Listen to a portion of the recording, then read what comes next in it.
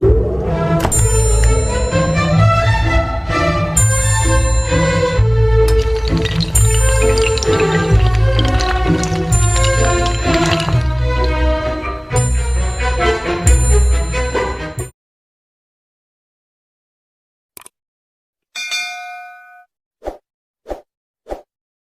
साथियों, आज हम पढ़ेंगे चैप्टर 14 जिसका नाम है जैव अणु।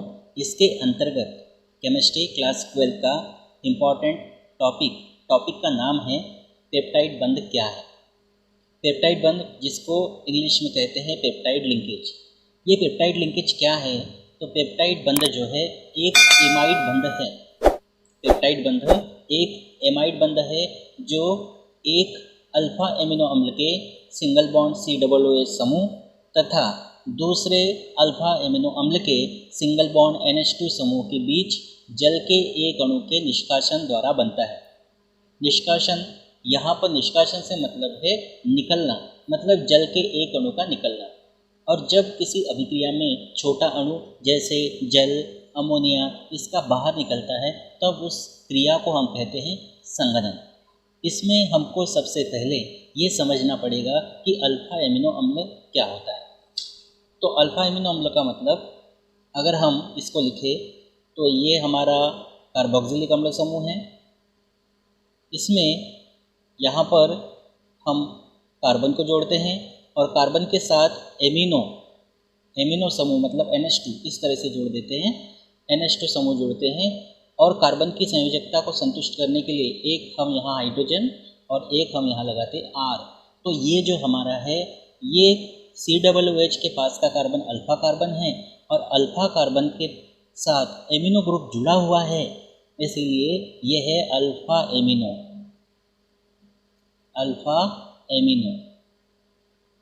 और COOH इसको हम कहेंगे अम्ल। तो इस तरह से ये हमारा हो गया अल्फा एमिनो अम्ल। यहाँ R का मान हाइड्रोजन हो सकता है, CH3 हो सकता है, C2H5 हो सकता है। इस तरह से R के मान यहाँ पर हो सकते हैं। तो यहाँ पर अगर हम R का मान हाइड्रोजन लेते हैं तो हाइड्रोजन लेने पर हमको क्या मिलेगा?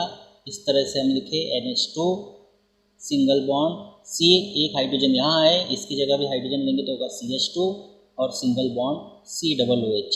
तो ये हमारा एक अल्फा एमिनो अम्ल है। और ये जो अल्फा एमिनो अम्ल हमने R का मान हाइड्रोजन रख के बनाया है, इस अल्फा एमिनो अम्ल का नाम है ग्लाइसिन। इसका नाम क्या है? ग्लाइसिन है। अगर हम R की जगह CH3 लेते हैं तो हमको दूसरा अल्फा एमिनो अम्ल मिल जाएगा जिसका नाम है एलानिन। तो इस तरह से अभी हम हाल फिलहाल ग्लाइसिन का उपयोग यहाँ करेंगे। तो यहाँ पर पेप्टाइड बंध कैसे बनता है देखिए। ये जो ग्लाइसिन है इसको इस तरीके से भी लिखा जा सकता है। अगर आप थोड़ा नोटिस करें NH2, ये हाइड्रोजन इस साइड लिखा तो भी चलेगा लेकिन इस साइड लिखना ज़्यादा सही है। NH2 single bond CH2 single bond C और कार्बन के साथ दो ऑक्सीजन है तो एक ऑक्सीजन को डबल बॉन्ड O के द्वारा और एक हाइड्रोजन के साथ है सिंगल बॉन्ड OH। यहाँ पे आप देखेंगे कार्बन 4 बंध बना रहा है। इस तरह से ये ग्लाइसिन लिया। ग्लाइसिन का एक अणु और यहाँ लेते हैं, उसको इस तरीके से लिखा है, जैसा का वैसा ही लिख दिया है। हाइड्रोजन 2 है, इसको H करके लिख दिया है, मतलब NH2 ही है। तो यहाँ हमने ग्लाइसिन लिया। ग्लाइसिन की जगह ज़रूरी नहीं है, आप ग्लाइसिन की जगह एलानिन भी ले सकते हो या इसके अलावा भी कोई अल्फा एमिनो अम्ल ले सकते हो। तो यहाँ पर होता क्या है कि जो अल्फा एमिनो अम्ल है, इस अल्फा एमिनो अम्ल में एक अल्फा एमिनो अम्ल जो है उसका COOH समूह दूसरे अल्फा एमिनो अम्ल के NH2 समूह के बीच जब क्रिया होती है, एक अल्फा एमिनो अम्ल के COOH समूह और दूसरे अल्फा एमिनो अम्ल के NH2 समूह, इनके बीच में जब क्रिया होती है तो यहाँ का OH और यहाँ का H, मतलब कहने का जल के एक अणु का निष्कासन होता है। और जब जल का एक अणु यहाँ से बाहर निकलेगा तो इस घटना को हम कहेंगे संघनन। ये कब हुआ? ये तब हुआ जब एक अल्फा एमिनो अम्ल का, ग्लाइसिन एक अल्फा एमिनो अम्ल है, एक अल्फा एमिनो अम्ल का COOH समूह दूसरे अल्फा एमिनो अम्ल के NH2 समूह के साथ क्रिया करता है और क्रिया करके इनके बीच में जब क्रिया होती है तो जल का एक अणु बाहर निकलता है, तब उस स्थिति में जल का एक अणु बाहर निकलने के बाद हम यहाँ दिखा देते -H2O, या फिर यहाँ अभिक्रिया में भी दिखा सकते +H2O। तो इस तरह से जल का अणु निकलने के बाद क्या बचा, NH2, single bond CH2, single bond C double bond O, single bond NH, single bond CH2, single bond C double OH। तो इस तरह से ये जो बना, ये हमारा ये जो है C double O single bond NH, ये है हमारा पेप्टाइड बंध।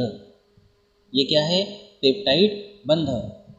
और साथ ही साथ ये जो यौगिक बना है, ये यौगिक हमारा है ग्लाइसिल ग्लाइसिन, जिसको लिखते हैं GLY-GLY, ग्लाइसिल ग्लाइसिन, ये हमारा यौगिक है।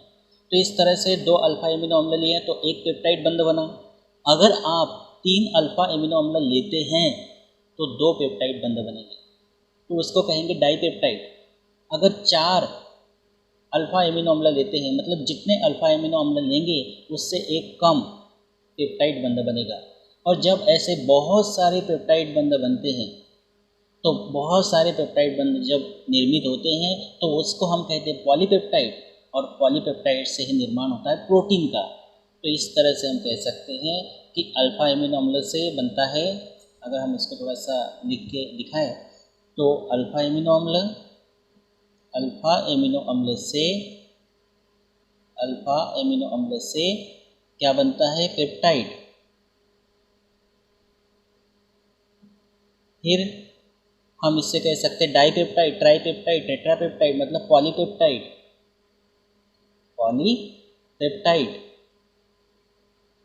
और वो पॉलीपेप्टाइड से होता है प्रोटीन का निर्माण। तो इस तरह से हम ये कह सकते हैं कि अल्फा एमिनो अम्ल जो है ये प्रोटीन का एकलक है। तो प्रोटीन कौन हुआ, बहुलक हुआ। तो इस तरह से यहाँ पर आपने समझा पेप्टाइड बंध क्या है, बहुत ही आसान भाषा में, कि पेप्टाइड बंध एक एमाइड बंध है, क्योंकि एमाइड ग्रुप होता है सिंगल बॉन्ड CONH2, तो कहीं ना कहीं ये सिंगल बॉन्ड CONH मतलब उसी से मिलता जुलता है। तो पेप्टाइड बंध एक एमाइड बंध है जो एक अल्फा एमिनो अम्ल के COOH समूह तथा दूसरे अल्फा एमिनो अम्ल के NH2 समूह के बीच जल के एक अणु के निष्कासन द्वारा बनता है। पेप्टाइड बंध 2 एमिनो अम्लों की इकाइयों को एक पेप्टाइड अणु में जोड़ देती है। 2 एमिनो अम्ल की इकाइयाँ हैं या 2 अल्फा एमिनो अम्ल की इकाइयाँ हैं, उसको एक पेप्टाइड अणु में जोड़ देती है। क्योंकि पेप्टाइड बंध है तो यह अणुपेप्टाइड अणु हुआ, जिसका नाम क्या है, ग्लाइसिल ग्लाइसिन। तो इस तरह से आपने समझा कि पेप्टाइड बंध क्या है। इसको आप बहुत अच्छे से तैयार कर लीजिए, इम्पॉर्टेंट टॉपिक है, परीक्षा के दृष्टिकोण से बहुत इम्पॉर्टेंट है। तो इसको बहुत अच्छे से आप तैयार कीजिएगा। फिर मिलते हैं अगले इम्पॉर्टेंट टॉपिक के साथ अगले वीडियो में। Thank you.